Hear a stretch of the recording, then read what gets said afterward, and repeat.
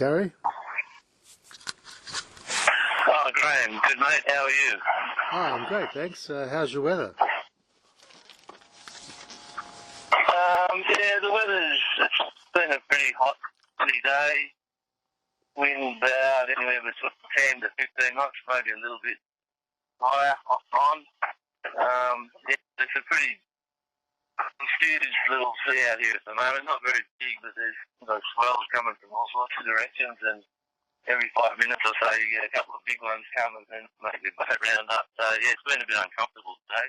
Yeah, I noticed you're a bit north of the rum line. Is that a deliberate ploy, or is it the waves that are making you go a bit further north?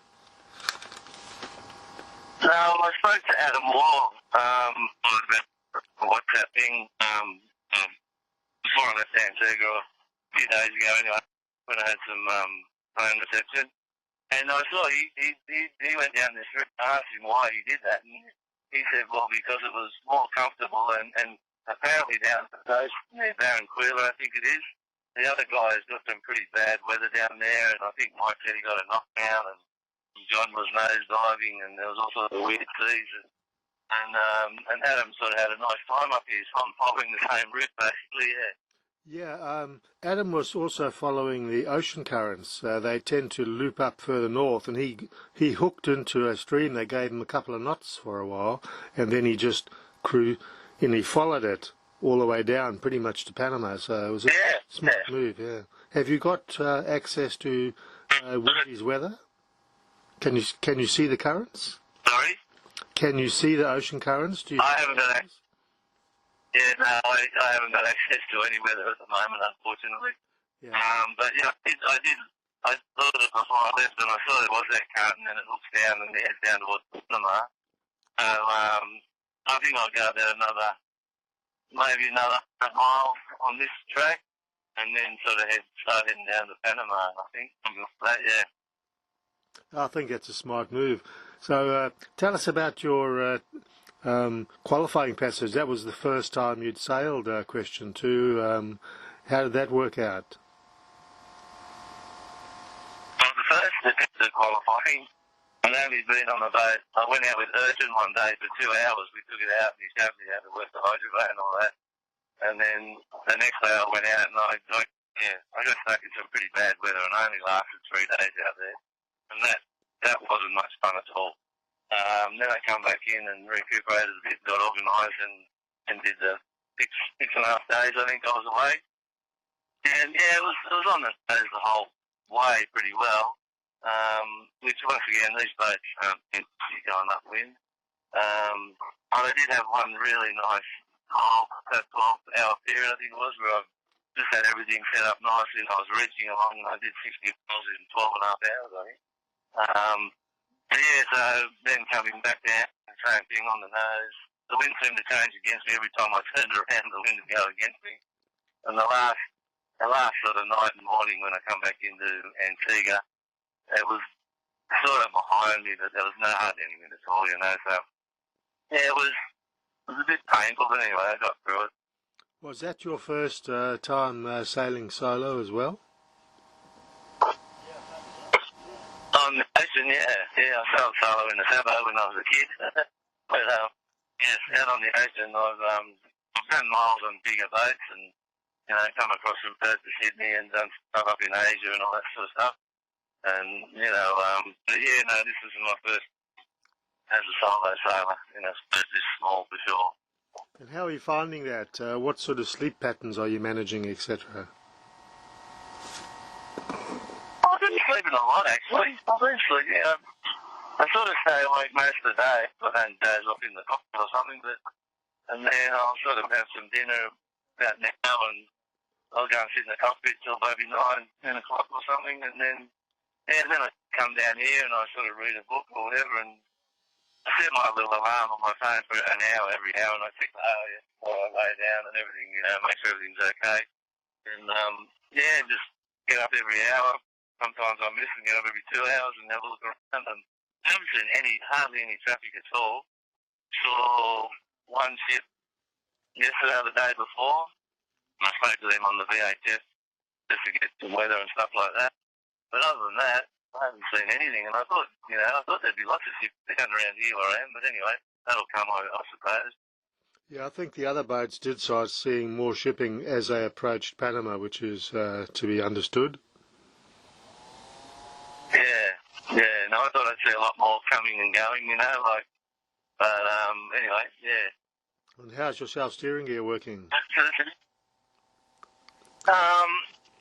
been interesting to say. Yeah, it's been tough getting it organised today, but otherwise, yeah, it's pretty good. Reaching's the best point of sale with all these things, the boat and the Hydrovane. But it's funny, sometimes it'll just go really nice, for 2 or 3 hours, and then all of a sudden you start getting round up all the time, and when those funny waves come and they pick up your stern and turn you into the wind. But yeah, but I'm pretty happy with it for sure. What sort of sail combinations are you using? Downwind? When I left Antigua, I was sort of southeast of the wind, and I just had the A7 and my mainsail up, reefed mainsail, not all the way reefed, but and then the wind sort of started varying around the northeast, and for a few days I just had the A7 and the A5, wing on wing, and I haven't had my mainsail up for 4 or 5 days. It's just right up on the boom. But today I just had the A7 and the jib on wing, and then I put the A5 up, but it just got really windy. I did it, and I was rounding up, so I took it back down. I went back to the A7. I've been pretty conservative, really. Yeah. Well, I guess it's it's still doing a trial sail in some ways. A smart move. And Yeah. what about working on the deck? How comfortable do you find getting up on the foredeck to do sail work? Look, I've got foredeck's covered in blood in some areas at the moment. When I sprint one, didn't get there. I normally look got knee pads, and I got my vest on. I'm hooked on wherever I go. And once you're up there, it's okay. You just got to do things for me. I just got to do things slowly, and not try to rush things, And but yeah, it's not too bad. I just get on my knee pads and I crawl along and get along as I go along. I mean, it's not much fun at night. I try to do everything before the night. I have done a few changes at night, but yeah, I try to do it all before night. Yeah, okay. And what are you doing about eating? Are you managing to cook anything, or are you eating straight out of the tin, or what? A bit of everything, mate. I love apples and oranges, so I bought piles of apples and oranges with me. And I got a bunch of tin food. I bought some eggs. In the first few days, I just ran out the fruit, the dried fruit, and a couple of tins of baked beans or something. And then I thought, I've got to cook something, so some eggs. That was really nice. And then a few nights ago, I cooked some curried sausages with vegetables. And I don't know, just whatever's in the tins, you just throw in there sort of thing, and throw a bit of curry on top with the soy sauce, and away you go. But I got very lucky just the day I left, I think, or another day before I left, this guy, he come around with a ute-load of bloody freeze-dried food and British Army combat rations. And he said, take what you want, just whatever you want, just take it. So I stored a whole pile of freeze-dried rations in these Army combat rations. Haven't tucked into any of that yet, but I will maybe tomorrow try one of them. Yeah, and that was. Yeah, no, I don't mind cooking. I got a little Origo stove that I use, and I got a little jet oil, and yeah, I've just enjoyed a bit of cooking I've done. And what about your systems, like electricity, etc.? Are you managing to keep your batteries charged to run your lights and autopilots if you ever use it? Yeah, I try to at night. I really only run I've got 2 chart plotters, one inside and one out. I'm sorry, I'll do that one day, but I just run the chart plotter inside. And if I'm sitting outside, I'll just intermittently look at it. Try to conserve power because it's amazing how quick it does go down. And I just turn my VHF on intermittently as well and check the AIS and everything, and the radar enhancer. And you're always having a look around and And yeah, so I've done that not too bad. I think today I'm down to like 50% on my house battery, and the other battery, which is for the autopilot, and I've got an inverter that's at about 60%, I think. So you're managing it okay. But when you do get a bit low, you just got to really manage it well so that you can go through it pretty quickly. Yeah. And actually, my filler pilot, I've already burnt one of those out. I've got two, but one's already busted. So yeah, they don't last very long. Yeah, they work too hard, I think, especially if you're going downwind and the boat's trying to round up a bit. I think they're not really suitable. Yeah. What have you got in the way of solar panels? Right. And where have you got your solar panels mounted? I've got a 50 watt on the transom on a pole. So it's pivoting. I can point it round to the sun whenever I want. Whatever direction sort of thing. And on the cabin, I've got two 50 watt ones. One for the autopilot battery, and the other one is for the house batteries. And I've got another 50 watt just floats around and I can put it wherever the sun is, basically. So I've got 200 watts altogether. 150 really for the house, and just the 50 for the autopilot one. To the pilot. And that's obviously keeping you up to a workable level of battery power. Yeah. I mean, I just, like, there's just one of the chart plotters on, and that's about it, really. And I don't leave the radio on full time. I've got a little handheld VHF, I leave that on. But yeah, the one inside, it's got AOS in it as well. I don't leave that on full time, but I do check it regularly throughout the night.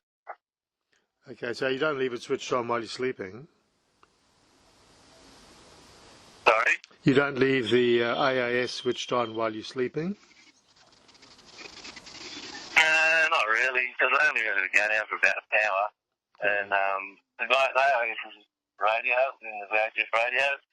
So you have to listen to both on sort of things. But no, like I said, I check it regularly, and like I said, I haven't seen any shipping or anything out here, but I don't think that's around. And I mean, as I get closer to Panama, sure, I'll leave it on a lot more, because there's going to be a lot more shipping. But yeah, so far so good. Do you have an Echo Max? Yeah, I've got Echo Max, yeah. And I guess if you're not seeing ships, you don't really know how effective it is. But do you leave that switched on? Every time I turn it on, it starts sleeping. I'm thinking, okay. And one time I did that ship, which that's one I talked to on the radio. But then I turned it on just before, and it was beeping away, and I'm looking everywhere around. I couldn't see a ship anywhere. There's nothing on the AIS, so I don't really know what that's about. No. I'll work that out as we go along. Yeah. And do you have anything to repair on board? Is anything broken or need attention? No, I damaged my companionway hatch a little bit when I went on it, but that was when I did the very first attempt at the qualifying miles. But it's alright, there's certain players and it seals properly, but it's just I damaged that a bit. Other than that, mate, everything's good. Everything on the boat. No breakages or anything. That's good. Anything you want to change in Panama, or are you happy with the way the boat's set up? I want to get sailing. That's for sure. I think everybody wants. I think everybody wants to get sailing now. No, not really. I mean, I haven't got any anti-foul on the boat, so I probably would like to put some anti-foul on the boat. You definitely should. Yes. From day one. Yeah, well, actually, I didn't put any on in Antigua, and the boat was in the water for about a month, and then the day I left, I dived on the bottom and I scrubbed it with a doodle bug sort of thing, and there was surprisingly not very much on it at all. Slime, basically, and a few little bits of shell were starting to come in places. But yeah, I'd like to. To be honest, I don't know if I'm going to have time to do it in Panama or not, really. But yeah, I'd like to do that. I think you should, because it's a very long leg to Tahiti. There is a slip at Marquesas now, Hydrovane, I think, which surprised me. There's a slip there. They pull you out in a big cradle. it might be a bit rough for a little 580. I'm not sure, but friends of mine pulled their boat out there when they had a problem with their prop. But it's a very long. Where was that from? That was in Fatu Hiva, Hiva Oa. In Hiva Oa, there's a little boat yard there now with a big cradle and a tractor, and they put you on the cradle and pull you up. If you have a reason to come out there, or in Tahiti, both places are probably more expensive even than Panama. And given the fact that you have to come out the water in Panama, it seems to be sensible. But the most important thing, I think, is that you've got a very long leg, 4,000 miles down to the Isthmus. And if you get foul, it's going to be a bit of a pain. No, definitely I'll do it in Panama. Yeah. I just hope as soon as I get there, they can lift me out, brush me off, and I think I'm the last boat to get taken across anyway. So I'll have to do that. I've got some stickers to put on the boat, and I just check everything, seal bolts, all that sort of stuff below the waterline, and steering and whatever else. But I'm really happy with it. Oh, good. I mean, when you build a boat yourself and it's your first voyage, I guess you'll be watching everything carefully, but A, you're a professional boat builder, and B, it's a very well thought out design, and it seems as if nobody's had structural problems with these boats, and that's quite extraordinary given that most of them are amateur home built. I'm amazed at how strong this little boat is, to be honest. I mean, that first attempt, this boat really took a hammering, like a serious hammering. So did I. But I was amazed that, nothing. I thought surely something's got a crack somewhere. But no, it's great. And they're all the same. Everyone's done a really good job building the boats, I reckon, Yeah, I've seen the two that John and Mike built, because they launched them here in my marina in Malulawa, and they were immaculate, beautiful job. And the pictures of all the others, they all look like they're professional builds. It's really quite amazing. And I noticed that your distance to the finish this morning, or this morning my time, is 596.4 miles. So I was wondering whether you're going to have a halfway party today.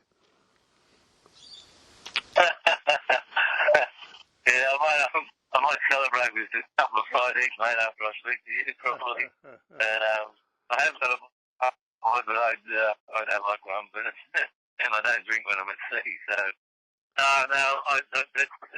it's a good feeling to think that I'm halfway. Even if it's not halfway, I'm halfway. Yeah. And every day, place. So Yeah. All right, Gary. I don't have any further questions. Is there anything that you'd like to say before we sign off? I would just like to say hello to my family, my wife, and my two sons, Sid and Mac, and my sisters and nieces and nephews and brother-in-laws, and the whole gang back home. And people who have sponsored me and helped me financially. Just like to thank everybody, and we're just trying our hardest here to get where we've got to go, and keep watching. Yeah, all the best. Yeah, good. I suppose you'll see some of them in Fiji. Yes, my wife's coming to Fiji, and I think my sisters and their husbands are coming to Fiji, and maybe one of my cousins. I'm not sure if my sons will come. They're pretty busy with their life, but so I'm looking forward to seeing my wife. That's a big one. Yeah, that'd be good. Yeah, I'm hoping to get to Fiji myself for probably the last week before the start of week 3. So I might catch up with you there. Yeah, that'd be great, mate. All right, no worries. All right. Well, thanks for the time taking time to have a chat. Yeah. Thanks for calling, and I hope you enjoy your fried eggs. Cheers. Thanks, mate. Bye. Bye.